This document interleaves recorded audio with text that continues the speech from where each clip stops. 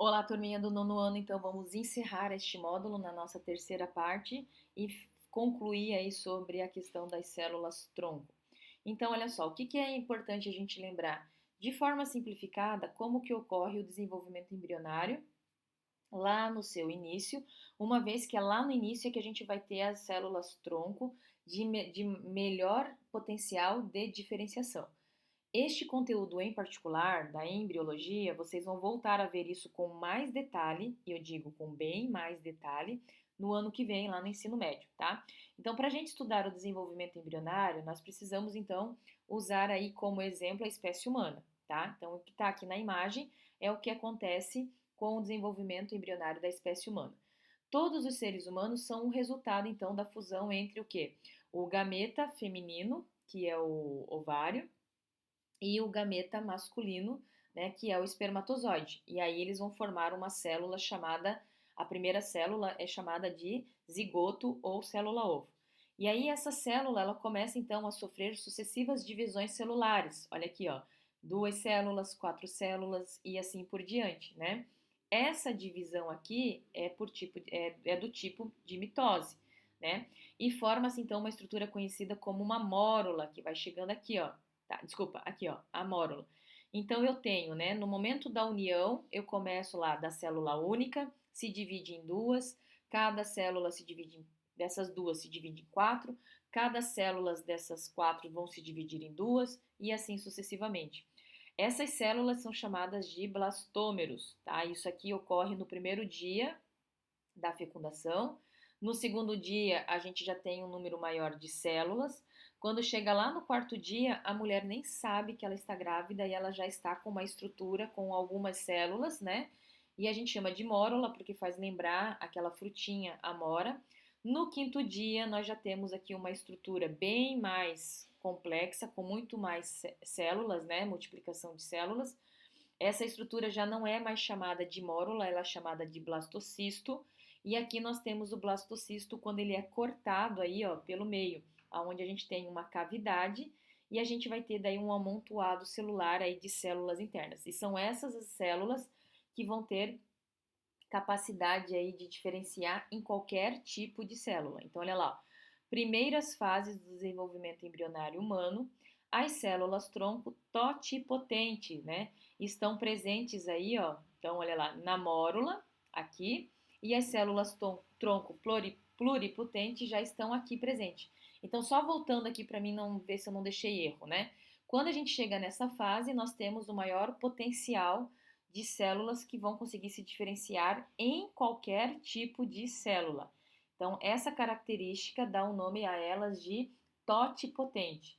A partir do momento que a gente já tem uma massa de células internas aqui, nós estamos falando então de células pluripotentes, que elas vão conseguir se diferenciar em quase todos, né?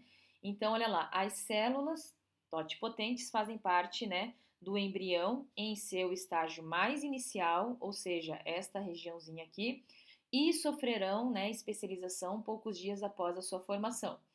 A mitose ela continua, né, até que atinja o estado aqui, ó, do blastocisto. Então aqui nós já temos uma diferenciação de algumas células, tá, dentro de uma massa interna de célula tronco, capazes daí de transformar em quase todo tipo de célula. Então aqui a gente tem células tronco do tipo pluripotentes, aqui nós vamos ter totipotentes, né?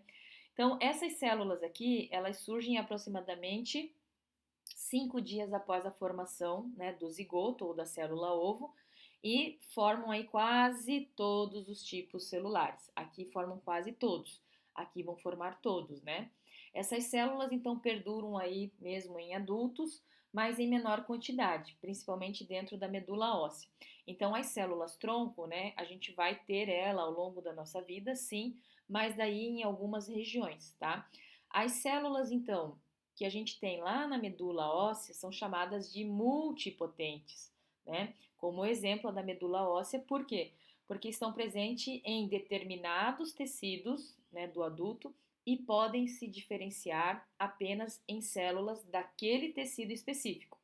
Então, nós temos aqui, ó, células TOT, totipotentes, que se transformam em qualquer tipo de célula, as células multipotentes, pluripotentes, desculpa, que se transformam em quase todas as células, e as multipotentes, que conseguem se diferenciar naquele tecido específico que ela faz parte, tá bom?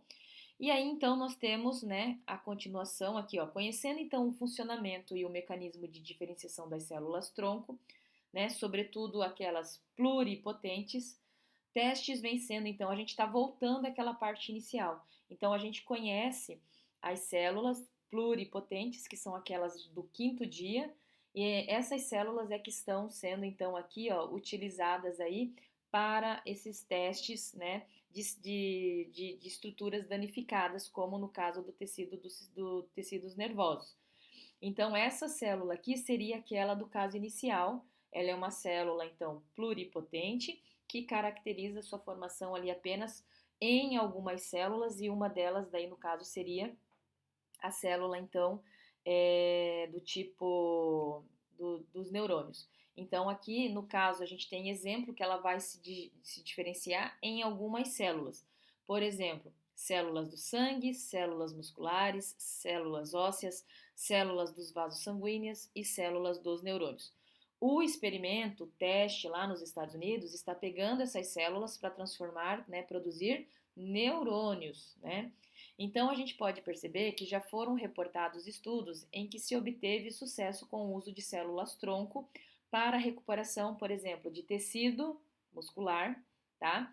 Do tecido muscular estriado cardíaco, ou seja, de um possível infarto, né? Existem evidências de célula-tronco, né, que podem também ser utilizadas no tratamento de diversas enfermidades, como é o caso da doença de Parkinson, no qual a regeneração, na verdade, de células nervosas está relacionada ao quê? À memória do indivíduo, tá? E em que o tecido cerebral poderia ser regenerado a partir de células-tronco, né? O mesmo a gente poderia, né, ser feito com a esclerose múltipla. No que seria, o que é a esclerose múltipla, né? É uma doença que acontece, né, que acomete o sistema nervoso, incluindo a medula, cérebro, e podendo também promover, né, comprometer, né, desculpa, os nervos ópticos. Então, ou seja, a questão do olho, da visão, dessa leitura daquilo que a gente vê pelo cérebro, né? Essas manifestações da doença variam muito de pessoa para pessoa, no caso da esclerose múltipla, tá? E podem ser controladas desde que esse diagnóstico seja identificado de forma precoce. Então, esse uso das células-tronco pode ser então utilizados, né, no caso de esclerose múltipla, também pode ser utilizado no caso de leucemia, né, e no caso de diabetes. Então, se a gente for ver, parar para perceber, no futuro, células-troncos poderão então representar um recurso importante para a regeneração do corpo humano. E quando for realmente efetivado e comprovado que a gente consegue recompor neurônios, por exemplo, doença de Parkinson, Alzheimer, lesão na medula espinal, tudo isso a gente vai conseguir então, né, colocar o indivíduo de novo na ativa, né, sem ter esses problemas.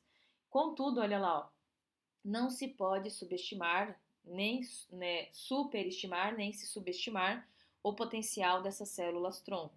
Mas há vários percalços técnicos que precisam ser superados, e isso requer então recursos financeiros e arranjos políticos que não são simples, até porque é um tema polêmico, porque daí pode entrar a questão, né, do aborto, porque tem gente que já afirma que a partir da união dos gametas, ali já temos, né, um novo indivíduo, e tem gente que fala que não, que dá para utilizar porque ainda não tem um novo indivíduo. Contudo, o potencial de uso existe, isso é fato, mas precisa ser considerado em uma perspectiva honesta, né, e de forma cautelosa. Então, essa imagem ela representa o desenvolvimento, né, daquela pesquisa inicial, aonde os pesquisadores estão pegando a célula-tronco e tentando produzir neurônios, né? Então, desta forma, é possível então supor que eles utilizaram as células-tronco do tipo pluripotente, aquelas que já estão há mais de 5 dias, né? Porque as do quarto dia são totipotente. Uma vez que elas podem se diferenciar apenas em alguns tipos celulares. E aqui são alguns exemplos da diferenciação delas, ok? Pessoal, o que eu queria falar com vocês era isto e eu aguardo vocês numa próxima oportunidade. Tchau, tchau!